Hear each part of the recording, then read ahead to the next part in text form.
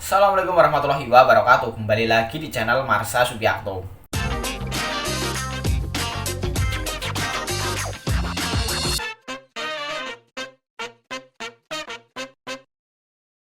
Pada kesempatan kali ini kita akan kembali membahas informasi menarik. Kali ini kembali terkait dengan P3K atau pegawai pemerintah dengan perjanjian kerja. Jadi pada kesempatan kali ini kita akan coba bahas terkait dengan komentar yang bertanya, bagaimana jika peserta seleksi P3K di formasi tersebut hanya satu? Apakah otomatis lolos atau tidak? Jadi sebenarnya untuk menjawab pertanyaan tersebut, teman-teman sudah bisa menemukan jawabannya dari video saya sebelumnya berkaitan dengan penentuan kelulusan P3K jabatan fungsional tahun 2023. Jadi intinya bagi teman-teman pelamar khusus atau dengan kategori kebutuhan khusus, karena tidak ada passing grade, jika teman-teman hanya satu artinya tidak ada saingan, otomatis teman-teman pasti lolos. Kasarannya yang penting teman-teman datang mengikuti tes, absen gitu ya, itu nilai berapapun pasti lolos karena tidak ada passing grade-nya, tidak ada nilai ambang batasnya. Jadi teman-teman pasti menjadi peringkat terbaik karena tidak ada saingannya dan teman-teman pasti lolos sebagai P3K. Berbeda halnya jika teman-teman sebagai pelamar umum. Teman-teman tidak ada saingannya, tetapi teman-teman mendaftar pada kategori pelamar umum. Otomatis teman-teman harus memenuhi nilai ambang batas terlebih dahulu, baru bisa dinyatakan lolos sebagai P3K. Nilai berapapun, yang penting teman-teman lolos ambang batas, teman-teman bisa lolos sebagai P3K.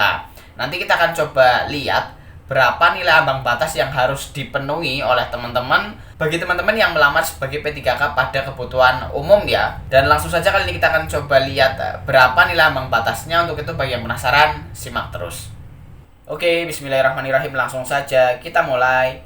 Jadi untuk menjawab pertanyaan apakah jika pelamar P3K hanya satu otomatis lolos sebagai P3K atau tidak, teman-teman bisa lihat di Keputusan Menteri Pan-RB nomor 648 tahun 2023 tentang mekanisme seleksi P3K untuk jabatan fungsional tahun anggaran 2023. Ini untuk khusus untuk jabatan fungsional ya, di luar jabatan dosen dan guru ya. Karena guru juga jabatan fungsional, dosen juga jabatan fungsional, tetapi aturannya ada sendiri. Jadi ini di luar guru dan dosen. Jadi kita lihat di ini ya, di bagian ke-14, peserta pada kebutuhan khusus dinyatakan lulus seleksi jika berperingkat terbaik. Karena pelamarnya hanya satu, jadi otomatis menjadi peringkat terbaik. Nilai berapapun pasti menjadi peringkat terbaik. Dan untuk pelamar kebutuhan khusus tidak ada passing grade. Jadi jika pelamarnya hanya satu, otomatis lolos sebagai P3K. Kemudian kita lihat ini ya, ke-17, peserta pada kebutuhan umum dinyatakan lulus seleksi jika memenuhi nilai ambang batas dan berperingkat terbaik. Jika pelamar umum hanya satu, jadi otomatis syaratnya ya harus memenuhi nilai ambang batas terlebih dahulu baru lolos sebagai P3K. Berapapun nilainya, yang penting minimal lolos ambang batas, maka dia akan menjadi P3K. Kemudian kita lihat nilai ambang batasnya ya.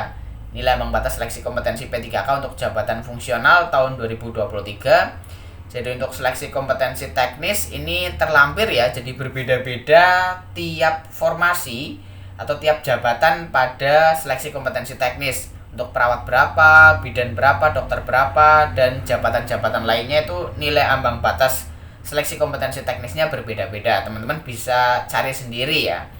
Kemudian untuk manajerial dan sosial kultural adalah 117, kemudian untuk wawancara adalah 24. Jadi yang penting teman-teman pada kategori pelamar kebutuhan umum bisa memenuhi nilai ambang batas terlebih dahulu, ini ya, baru bisa dinyatakan lolos sebagai P3K jika pelamarnya hanya satu. Jadi mungkin itu informasi yang bisa disampaikan pada kesempatan kali ini. Jika ada tanggapan atau pertanyaan, silahkan tinggalkan di kolom komentar. Terima kasih, mohon maaf bila ada kesalahan. Wassalamualaikum warahmatullahi wabarakatuh.